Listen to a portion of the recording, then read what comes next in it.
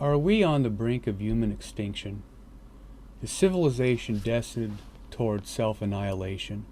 We must not underestimate the risk of the possibility that we may become extinct fairly soon.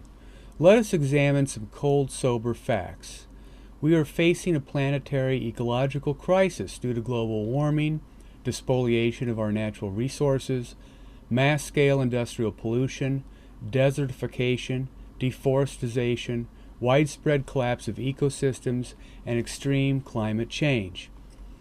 World overpopulation is nearing a record tipping point, where food and water scarcity will bring about more famine, drought, pestilence, and death. Human violence and aggression in concentrated pockets are on the rise worldwide, with every inhabitable continent in turmoil, civil uprising, military conflict, or war. Unbridled capitalist exploitation of consumer masses by corporate conglomerates, financial institutions, big pharma, and insurance sectors are unprecedented, with obscene disparities in wealth and poverty to the point of social implosion.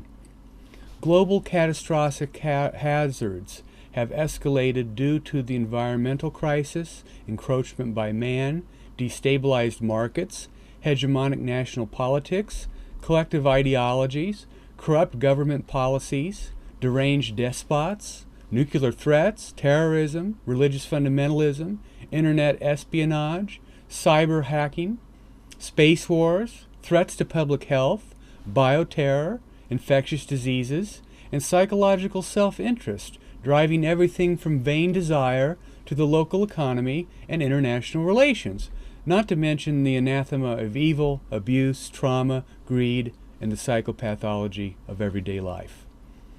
Regardless of the degree of threat we assign to these calculated risks, we cannot ignore the ominous dread hovering over a wishing humanity.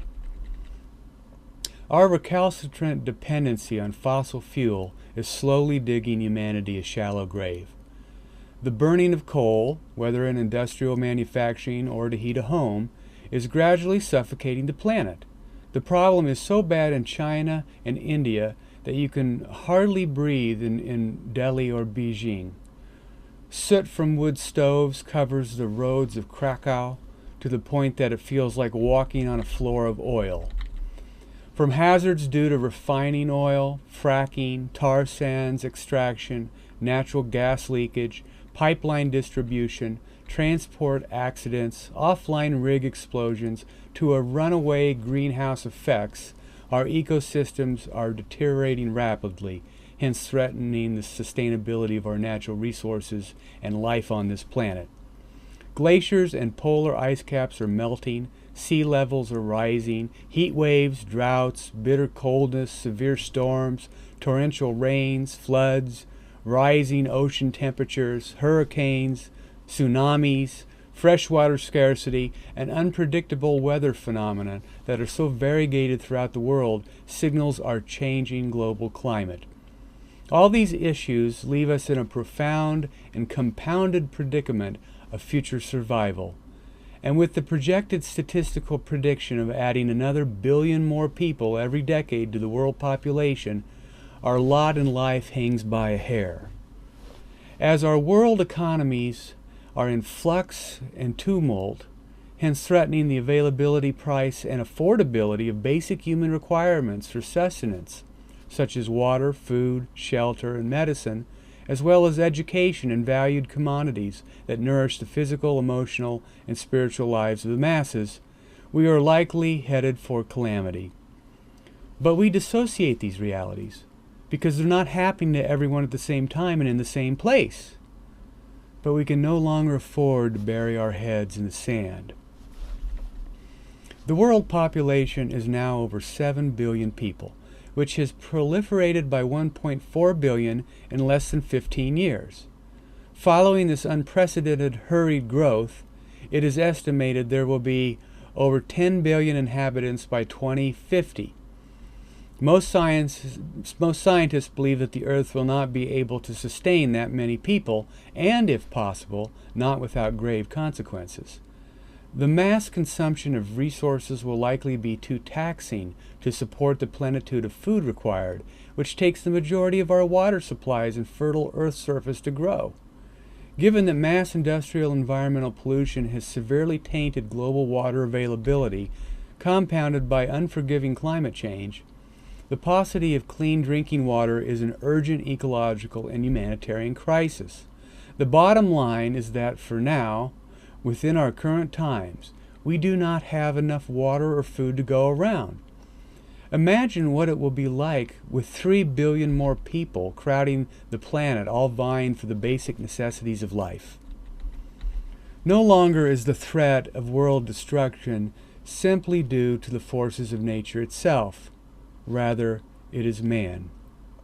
We continuously poison our seas, land, and air, plunder our natural resources with callous disregard for future consequences, and disrupt Earth's regulatory mechanisms, hence ensuring the slow but steady deracination of our planet. Our ecosystems are deteriorating rapidly, and with the rampant marauding of our environments, such as with the industrial excavation and burning of fossil fuels, cattle and sheep farming, mass mining, agribusiness, and the artificial manufacturing of biofuels, this systemically harms biodiversity and the atmosphere by accelerating greenhouse gas emissions, which further contributes to the global climate crisis that threatens our sustainability. As if the despoilment of our globe is not enough to worry about, we have to continuously face the prevalence of human aggression. All occupied continents are engaged in military battle, and there is no foreseeable end in sight. World superpowers, rogue nations, dictators, tyrants, revolutionists, insurgents, and international politics fuel existing warfare, hence leading to repetitive cycles of death, despair, transgenerational trauma, and systemic ruin. Global economies have been shattered, social infrastructures effaced, and daily ways of life destroyed, where entire communities have perished. Whole societies have been displaced, historical traditions broken, established customs nullified, and cultural identities lost. Diasporas, mass-scale refugees, and the walking wounded scurry to neighboring territories, often herded at their borders. Chaos, uprisings, and revolt over impoverishment, maltreatment, and retaliatory aggression lead to further warfare, civil disorder, violence, and crime. Within our warming world, as the size of the global population balloons, and as we become even more overcrowded, there will be more scarcity, competition for resources, ruthlessness, and qualitative abjection. Dearth and human angst will likely motivate mass panic and brutality under the so-called influence of social Darwinism, which will predictably lead to more human tensions, exploitation, war, and suffering. Here the danger is of internal disintegration. Rather than mimic an empathic civilization, we will likely devolve into primitive desperation, where the ability to consider the lives of others will be eclipsed by the need for immediate benefit and tribal survival, even if this means that we abandon a moral stance toward the inalienable other. This is predictable as rain. As our world economies are in flux and tumult, hence threatening the availability, price, and affordability of basic human requirements for sustenance, such as water, food, shelter, and energy, like electricity and heat, the world is becoming less stable, predictable, and safe. No longer can we pretend that everything is fine as long as we, in our sheltered, privileged Western lives, remain unscathed or untouched by the events that transpire around us. Here, universal security becomes an illusion. As we experience greater economic and social disparities worldwide, leading to concentrated pockets of civil protest, disobedience, and mayhem, such as what we currently witness in Europe, the Middle East, and Africa, every nation feels a trickle-down effect that not only threatens universal well-being, but also safety at home. When nuclear armament, bioterror, world overpopulation, major climate change disasters, global warming, mass-scale industrial pollution, water scarcity, food shortage, nanotechnology used for ill, and extreme economic disparity threaten universal security, what shall we expect next? The Internet has become a prominent global weapon. Cyber spies and computer hacking can derail technical operations anywhere, which can endanger the safety of nations and kill people at a whim. With the manipulation of a computer mouse, one can readily steal, obstruct, and infect information programs with viruses that cripple corporations, banking systems, communication networks, and world economies. With the transnational price of oil plummeting, the fickle economic fluidity in the Eurozone, India, Brazil, North Africa, United States, Canada, China, and Russia have felt the pinch of recession. And with the spread of the Taliban, jihadist extremism, Boko Haram, and Islamic State militants such as ISIS and ISIL, the destabilization of global security adds another layer of panic to a foundering world economy already worried about public safety. Human nature is replete with psychopathology. We are not loving, gentle creatures by disposition. Rather, those qualities are developmental achievements due to domestic socialization practices inherent to a civilization process. We can easily regress to animality when the hard times hit, the underside of evolution. The way we aggress, abuse, oppress, and use others as throwaway objects speaks to the dark side of the psyche. Family cruelty, sexual molestation, physical abuse and intimidation, crime, sadism, murder, human trafficking, sex trade, baby buying, boy soldiers, and kids that are sold into slavery. And this has all become the new normal. Although I claim no call to Armageddon, unlike the cult crazies, conspiracy theorists, doomsdayers, and religious fanatics, we may be hard-pressed to ignore an obvious question. Are we living in the end times? Once the four horsemen of the apocalypse, namely flood, famine, fire, and war, including pestilence and death, have now been replaced with global pollution and climate change, rapid proliferation in the world population, shrinkage in natural resources such as water and food, terrorism and sects of death, technological hubris and risk like biogenetics and nanotechnology, economic corruption and squandering, and the prevalence of psychopathology in politics, governance, and national leaders.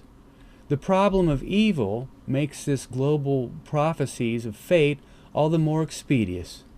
Will humanity avail itself to subvert its selfish and aggressive propensities towards self-annihilation?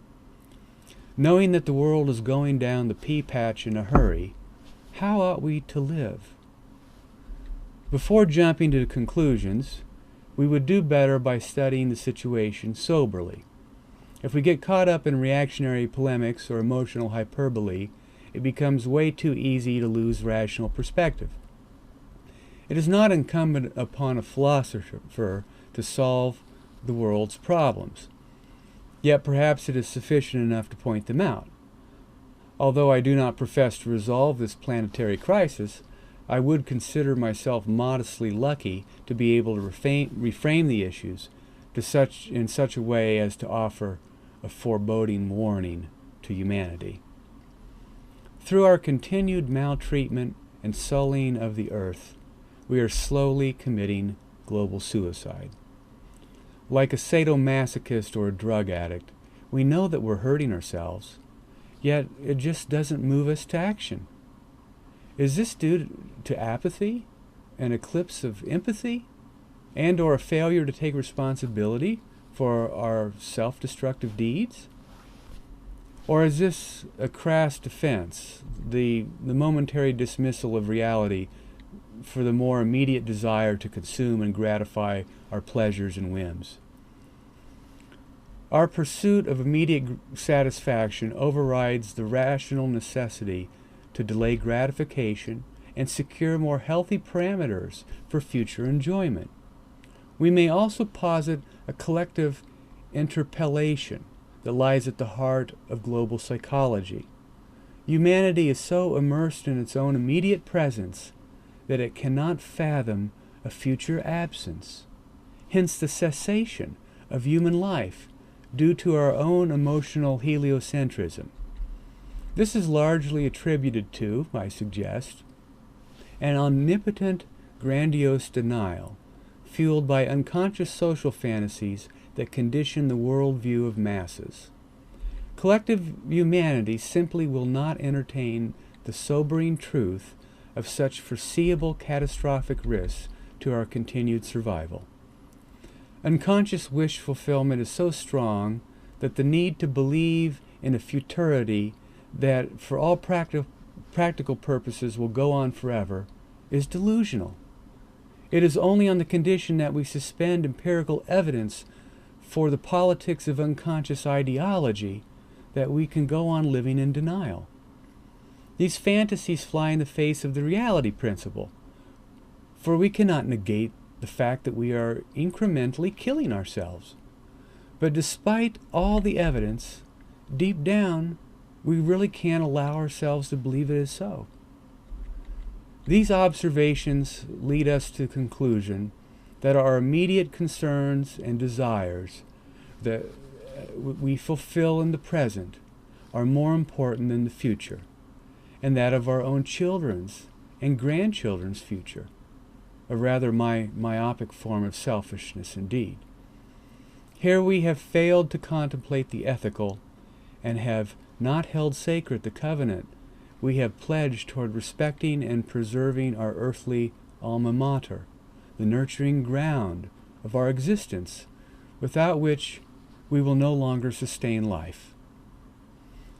In the wake of all knowledge, we continue to conquer, consume, exploit, and kill. This is humanity's death drive.